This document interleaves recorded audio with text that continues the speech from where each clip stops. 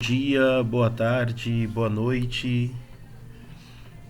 Que Santa Rita possa interceder por cada um de nós, né? Vamos continuar a nossa leitura do Subsídio dos Ministros Extraordinários, capítulo 3. Questões frequentes sobre a Eucaristia. O que é a Eucaristia? Na última ceia, na noite em que foi entregue, nosso Salvador instituiu o sacrifício eucarístico do seu corpo e sangue, com o qual perpetua pelos séculos até a sua volta o sacrifício da cruz.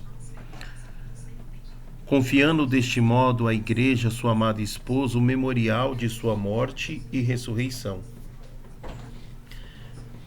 Sacramento da piedade, sinal da unidade, vínculo da caridade, banquete pascal, em que Cristo é recebido como alimento. O Espírito é cumulado de graça e nos é dado o penhor da glória futura. A Eucaristia é o memorial da Páscoa de Cristo, isto é, da obra da salvação realizada pela vida, morte e ressurreição de Cristo, obra esta tornada presente pela ação litúrgica. A Santa Eucaristia conclui a iniciação cristã. Os que foram elevados à dignidade do sacerdócio régio pelo batismo e configurados mais profundamente a Cristo pela confirmação, estes, por meio da Eucaristia, participam com toda a comunidade do próprio sacrifício do Senhor. Como Jesus está presente na Eucaristia?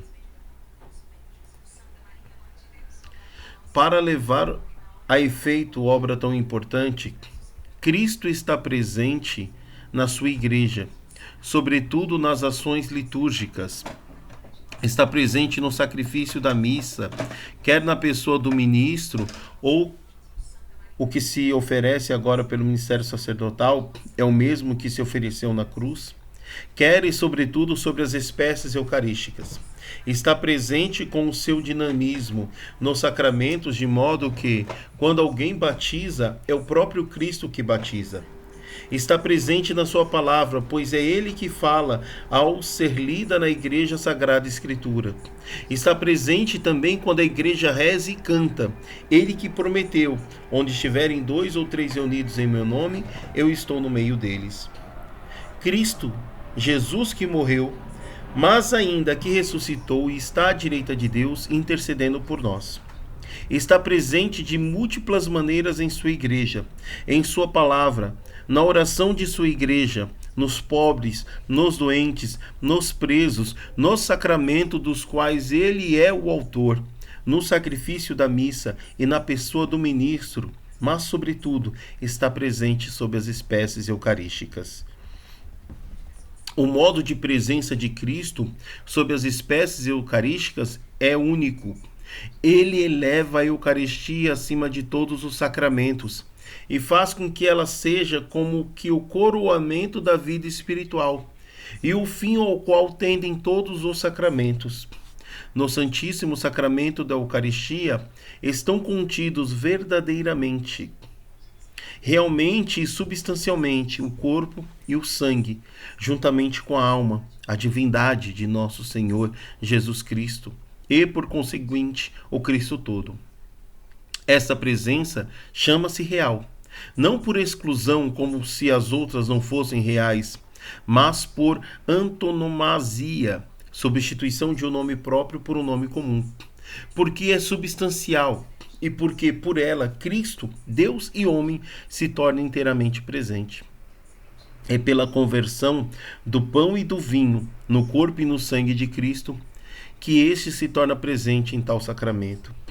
Por meio da consagração opera-se a transubstanciação do pão e do vinho no corpo e no sangue de Cristo. Sobre as espécies consagradas do pão e do vinho, Cristo mesmo, vivo e glorioso, está presente de maneira verdadeira, real e substancial, seu corpo e seu sangue, com sua alma e sua divindade. Em que consiste a transubstanciação? A transubstanciação é a mudança de toda a substância do pão e toda a substância do vinho na substância do corpo e do sangue de Jesus. No caso da Eucaristia, A partir do momento da consagração, a substância do pão dá lugar à substância do corpo. A substância do vinho dá lugar à substância do sangue de Cristo. Se há mudança de substância, por que o pão e o vinho não perdem a aparência que lhes é própria? Porque o que muda é a substância e não o que se vê, os acidentes. Assim, com a transubstanciação, o pão mantém o gosto, o cheiro e as demais propriedades de pão, mas se transforma no corpo de Jesus. A mesma coisa acontece com o vinho. Os olhos do corpo enxergam pão e vinho, a fé vê o corpo e o sangue de Cristo. Até quando continua a presença eucarística de Cristo? Ela continua até que subsistam as espécies eucarísticas. A fração do pão divide Cristo, a fração do pão não divide Cristo. Ele está presente todo inteiro em cada espécie eucarística e em cada uma de suas partes. Jesus está dividido metade no corpo e metade no sangue? Não. Ao falar em corpo e sangue, os hebreus se referiam à pessoa toda, completa. Assim, Jesus está inteiro no pão consagrado, corpo, como está inteiro no vinho consagrado, sangue. Quem comungam deles comungam Cristo todo, e não apenas uma parte dele.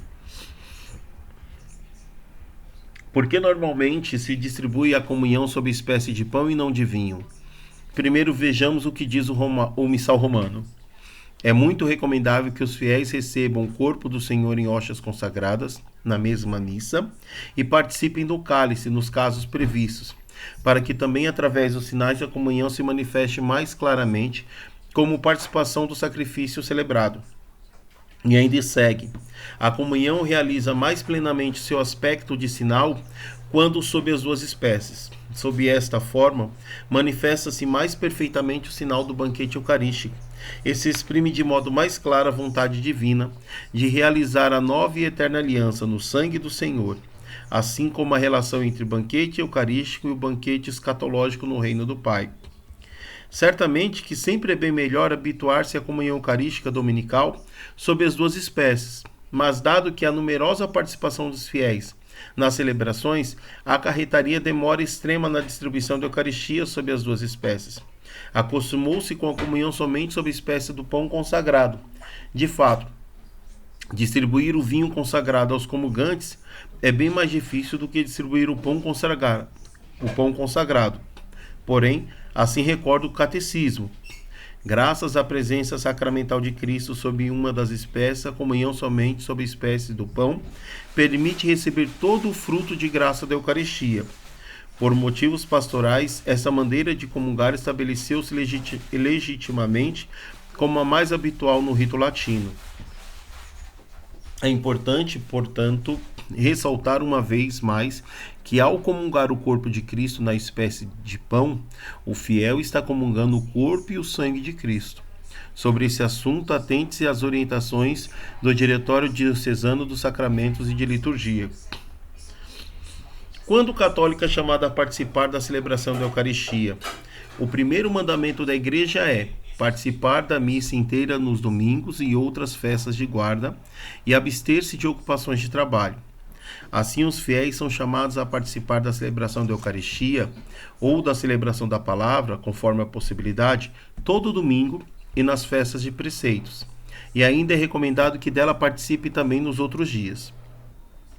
Dias de festas, dias de preceitos, festas de preceitos, ou como se diz, dias santos de guarda, são dias em que os fiéis têm obrigação de participar da missa e devem abster-se das atividades e negócios que impeçam o culto a ser prestado a Deus. A alegria própria do dia do Senhor e o devido descanso do corpo e da alma. O domingo é o dia de festa por excelência em toda a igreja. No Brasil, além do domingo, são festas de preceitos, os dias do Natal do Senhor Jesus Cristo, do Santíssimo Corpo e Sangue de Cristo, de Santa Maria, Mãe de Deus, da Imaculada Conceição de Nossa Senhora. A situação de trabalho no ritmo urbano impõe obrigações das quais muitos não conseguem se esquivar, sem perder seu sustento. Sobre esse ponto, sempre há caridade pastoral. O que se requer para participar da comunhão eucarística? Para participar da comunhão eucarística, deve-se estar em comunhão com o Senhor e plenamente incorporado à Igreja Católica. Deve-se estar em estado de graça, ou seja, sem consciência de estar em pecado mortal. Quem estiver consciente de ter cometido um pecado grave, deve celebrar o sacramento da reconciliação antes de se aproximar da comunhão eucarística. Diante da grandeza deste sacramento, o fiel só pode repetir humildemente e com fé ardente a palavra do centurião: Senhor, eu não sou digno de que entreis em minha morada, mas dizei uma palavra e serei salvo. Qual o significado das letras JHS inscritas nas hóstias? JHS em monograma de Cristo, que significa Jesus Omnium Salvator, Jesus Salvador dos homens. Esse monograma de Cristo corresponde às 3 primeiras letras, que é como se escreve Jesus em grego, língua em que foram escritos os evangelhos. O que significa XP, que aparece em algumas hóstias? XP ou PX, um monograma que significa abreviação de Cristo. Este símbolo é formado por 2 letras do alfabeto grego, X e P, que corresponde ao C e R do alfabeto português. Juntando as duas, formavam as iniciais de Christos, Cristo. A missa do sábado cumpre o preceito dominical de participar da missa aos domingos. O tempo litúrgico do domingo começa nas vésperas do domingo, no entardecer do sábado. Por isso, a missa do sábado vale para o domingo, pois segue a sua liturgia. A missa assistida pela TV atende o preceito dominical? A missa assistida pela TV não tem valor de sacramento, mas apenas espiritual. O sacramento só é válido ao vivo, com a participação presente do fiel. Mas quando a pessoa está impossibilitada de ir à igreja, a missa assistida pela TV ou ouvida pelo rádio será de grande valia. Quem está impossibilitado de ir à celebração por motivo de enfermidade ou equivalente, não está obrigado ao preceito.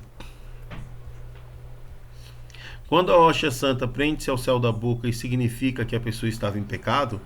Não tem nenhum significado, senão que a hóstia, sendo feita de farinha, tende facilmente a se prender onde houver umidade. Não quer significar, portanto, nada mais que isso.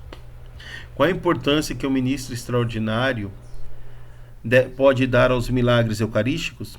Os milagres eucarísticos são um dom de Deus para a Igreja. São de grande importância para as comunidades que os receberam. Em geral, em um momento de grande dificuldade, mostram-nos a força extraordinária que a Eucaristia tem em nós e muitas vezes desprezamos. Mas é necessário que se tome cuidado para não exagerar na divulgação dos assim chamados milagres eucarísticos, como se uma comunidade só tivesse a força da Eucaristia por causa dos milagres. A nossa fé não pode fundamentar-se nisso.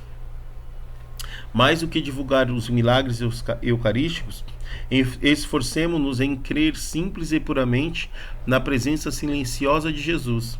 Acreditamos na presença de Jesus na Eucaristia, porque acreditamos na sua palavra. Ele que disse: isto é meu corpo que é dado por vós.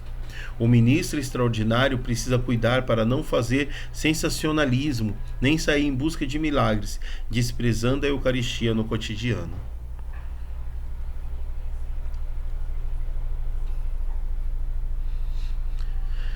Capítulo 4. O ministro extraordinário da comunhão na celebração da Eucaristia.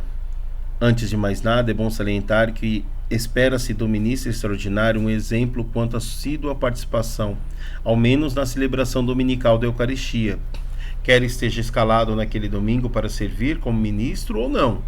Claro que também deve esforçar-se para participar das celebrações durante a semana, aqueles que não estão impedidos por forças alheias à sua vontade.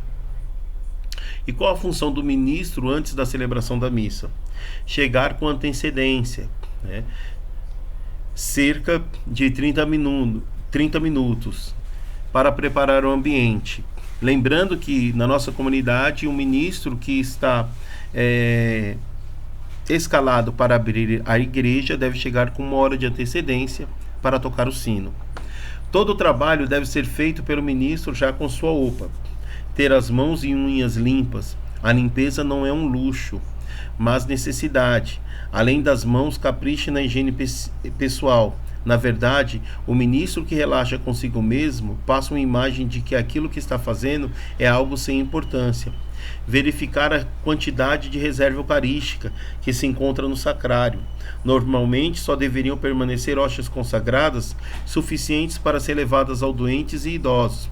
É diferente o caso das comunidades onde a missa apenas uma vez por mês e nos domingos intermediários. Realiza-se a celebração da palavra com distribuição da comunhão. Em todo caso, cuidado para que o sacrifício não se torne uma espécie de depósito, desproporcional à quantidade necessária. Preparar as âmbulas com as quantidades necessárias de partículas a serem consagradas. Para consagrar as hóstias é conveniente usar uma patena de maior dimensão, onde se coloca tanto o pão para o sacerdote e o diácono, como para os demais ministros e fiéis. É muito importante o ministro saber qual é a quantidade colocada em cada âmbula e quantas estão para se consagrar ao todo. Isso para não consagrar nem em excesso nem faltar. Tome cuidado ao retirar as partículas dos pacotes e colocar na âmbula. Fazer manualmente para se evitar de colocar partículas quebradas ou farelo das mesas. Deixar na credência as âmbulas com as partículas a serem consagradas onde houver a procissão das oferendas. Reservar uma âmbula para ser levado ao altar nessa procissão. Preparar as galhetas com vinho e água para serem levadas também na procissão das oferendas, ou deixar na credência, conforme o costume da comunidade. Muito cuidado ao manusear o vinho, deixando a garrafa fechada e limpa. Preparar o cálice, a patena, com as partículas pequenas ou grandes, corporal, pálio ou sanguíneo. Preparar bacia, manustério e jarra com água para a purificação das mãos do presbítero e deixá-los na credência. Preparar jarra com água e toalha para os ministros lavarem as mãos, deixá-los na credência. Verificar se o altar está coberto ao menos com a toalha branca. Acender as velas do altar. Providenciar uma cruz para ser colocada junto ao altar. Se a cruz for trazida na procissão de entrada pelo cruciferário e já existir uma cruz no altar, pode ser levada para a sacristia. Verificar os livros litúrgicos. Deixar o evangeliário sobre o altar se ele não for entrar na procissão de entrada. Colocar o livro das leituras sobre a mão. É sempre oportuno conferir se as leituras já estão certas antes de se iniciar a celebração. Providenciar cadeiras suficientes, deixar folhetos sobre as cadeiras a fim de que se entre com as mãos livres. Então, você veja, providenciar cadeiras suficientes e deixar folhetos sobre as cadeiras, a fim de que se entre com as mãos livres. Ou seja, nós podemos ler as leituras, podemos ter o folheto da missa ali, acompanhar, participar da celebração, cantar também junto os cantos, do ofertório, penitencial e o glória. O que se pede é que a gente não entre com o folheto, nas mãos, Então, que a gente possa entrar ali com as mãozinhas postas, mas ali quando nós estivermos sentados, nós podemos utilizar dos folhetos, tá? Verificar se o sistema de som está funcionando, combinar com antecedência como será dada a comunhão, os números de ministros, os lugares, quem vai onde.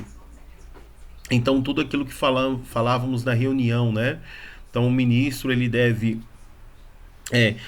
antes de começar a celebração, já deve haver a combinação entre os ministros para saber quem vai buscar a reserva eucarística no sacrário, em que corredor vamos ficar, tudo isso precisamos combinar antes, com antecedência.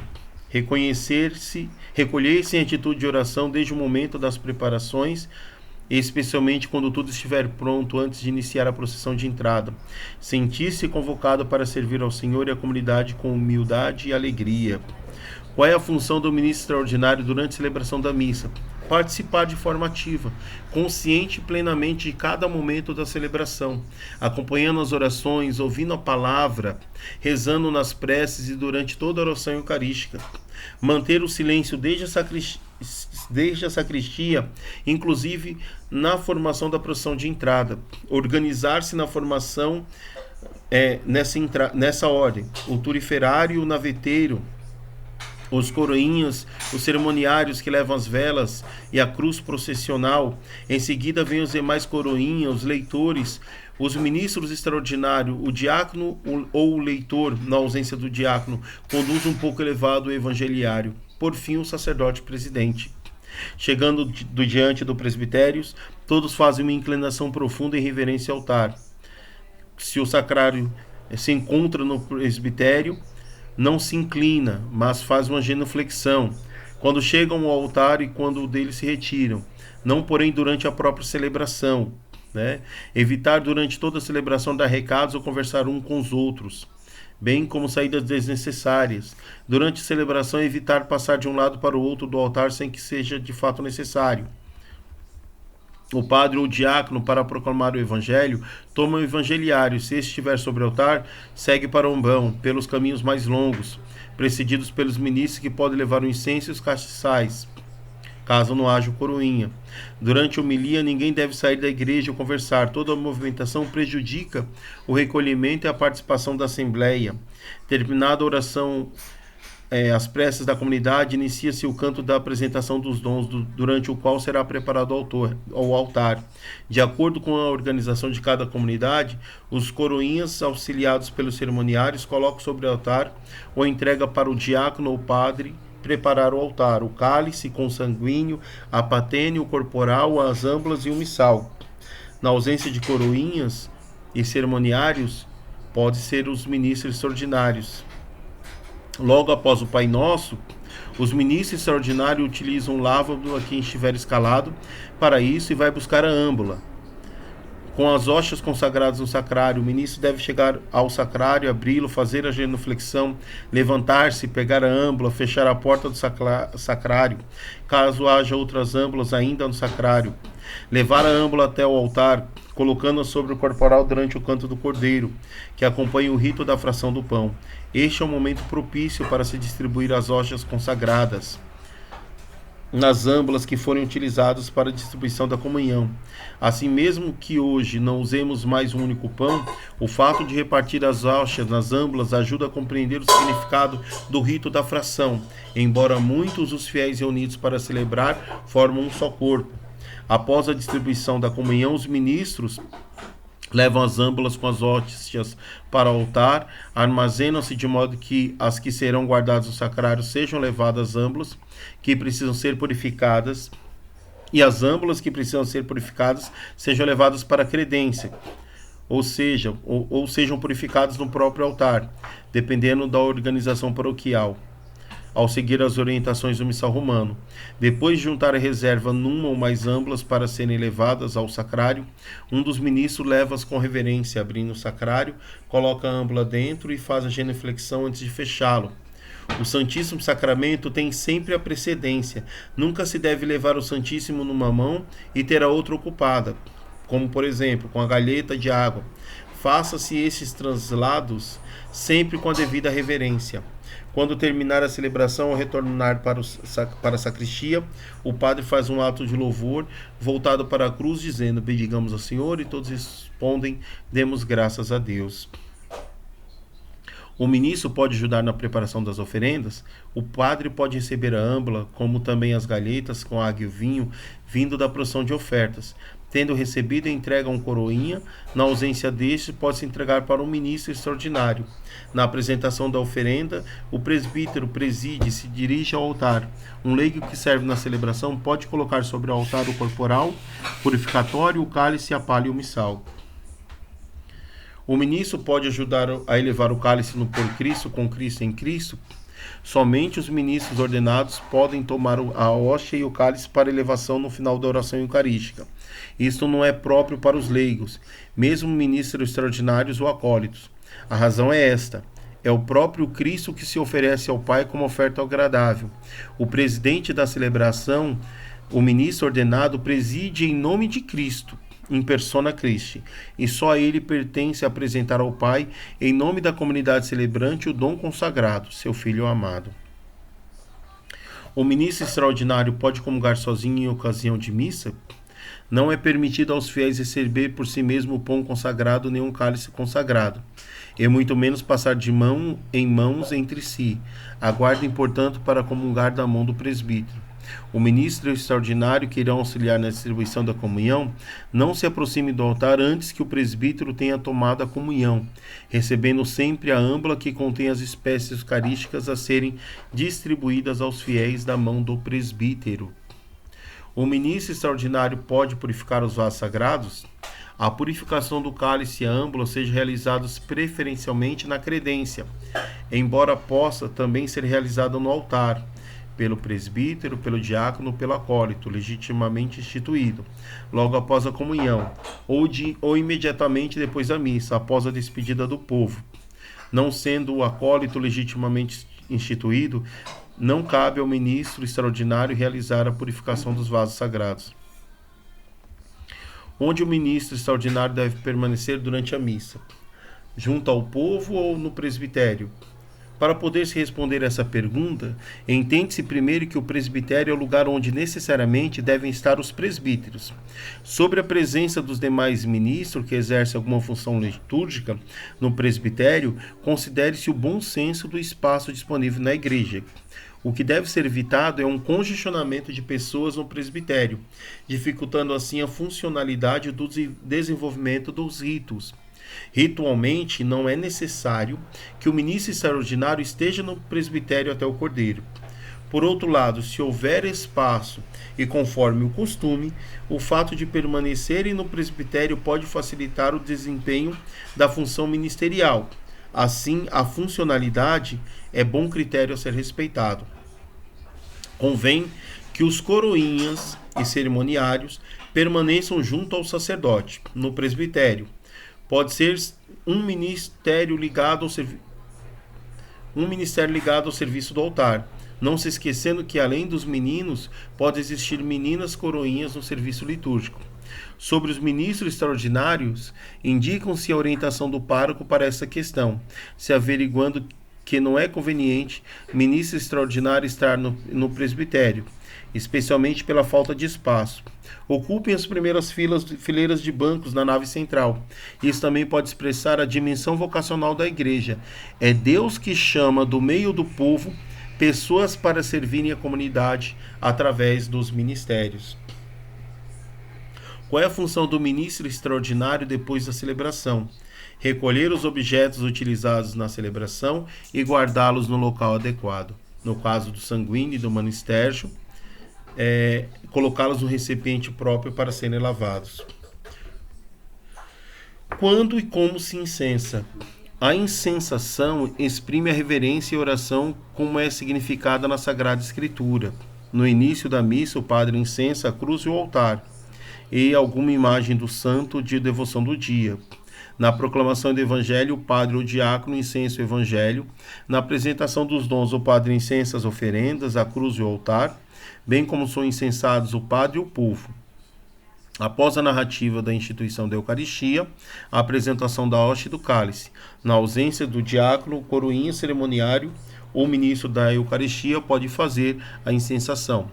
Antes e depois da incensação, a pessoa que incensa faz a inclinação profunda à pessoa ou ao que incensou, com exceção das oferendas ainda não consagradas. São incensadas com 3 ductos, 3 elevações duplas do turíbulo, o Santíssimo Sacramento, as relíquias da Santa Cruz e as imagens do Senhor expostas para veneração pública, e as oferendas para o sacrifício da missa, a cruz do altar, o evangeliário, o círio, o sacerdote e o povo. Incensa com 2 ductos, 2 elevações duplas do turíbulo, as relíquias e imagens dos santos expostas à veneração pública, mas somente uma vez no início da celebração, após a incensação do altar. O altar é incensado com ictus sucessivos, elevações únicas do turíbulo. E aqui nós encerramos a leitura do 3º e do 4º capítulo, tá? Desejo a todos um ótimo dia.